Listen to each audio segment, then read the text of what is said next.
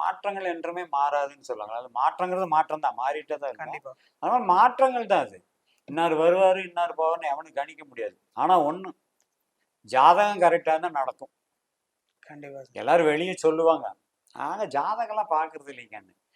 எவன் ஜாதகம் பார்க்கறது இல்லைன்னு சொல்றானோ அவன் தான் அதிகமா ஜாதகம் பார்ப்பான். எவன் கடவுள் இல்லைன்னு சொல்றானோ அவன் தான் டெய்லி கடவுள் நினைப்பான். ஏன்னா கடவுள் இல்லைன்னு எவன் அதிகமா சொல்லிட்டு இருக்கான் பாருங்க, கடவுள் இல்லைன்னு சொல்றான் பார்த்தேன், அவன் வாயில அடிக்கடி கடவுள்ன்ற வார்த்தையே வரும். வார்த்தையே வரும். Correct sir. நம்மளுக்கெல்லாம் என்னைக்காவது ஒரு நாள் தான் வரும். அவளுக்கு ஸோ உன் உணர்வுகளுக்குள்ளேயே இருக்குது கடவுள், உன் உணர்வுக்குள்ளேயே இருக்குது எல்லாமே. ஸோ வந்து உணர்ச்சிகள் தான் எல்லாம். அது வந்து நேரங்காலங்கள் அமைந்து வரும் பொழுது ஒரு ஜாதகத்துல வந்து சில கிரகங்களுடைய அமைப்பை பார்க்கும் பொழுது இவர் கண்டிப்பா இந்த மாதிரி பொசிஷனுக்கு வருவாங்க, அது நடக்கும். கண்டிப்பா காலங்கள், அதாவது கிரக மாற்றங்கள், அந்த டைம் டியூரேஷன் இதெல்லாம் பார்த்து அது நடக்கும்.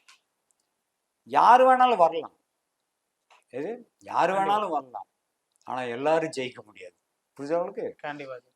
ஸோ ஒரு ரஜினிகாந்த் தான் வர முடியும், ஒரு காமராஜ் தான் வர முடியும், ஒரு கருணாநிதி தான் வர முடியும், ஒரு எம்ஜிஆர், ஒரு புரட்சி தலைவி அம்மா, இப்படி ஒரு ராஜாஜி, புரிஞ்ச ஒரு இந்திரா காந்தி அப்படி சொல்றோமே, இதெல்லாம் ஒருத்தர் தான்.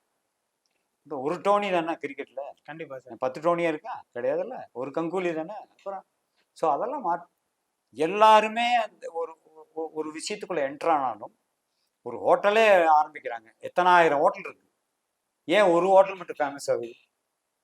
அவனுடைய நேரங்கள், காலங்கள், அவனுடைய உழைப்பு, அந்த அமைப்பு அது வரும்பொழுது யாரா இருந்தாலும் வரலாம். இது அரசியலுக்கு மட்டும் இல்லை, பொதுவான ஒரு தனி மனிதன் வாழ்க்கையும் அப்படிதான். கண்டிப்பா சார். ஏன்னா உங்களுடைய அமைப்பு, உங்களுடைய எண்ணம் ஃபர்ஸ்ட் ஒன்று தெரிஞ்சுக்கணும். எண்ணம் நல்லா இருந்தா என்னைக்கு நல்லா இருப்பீங்க.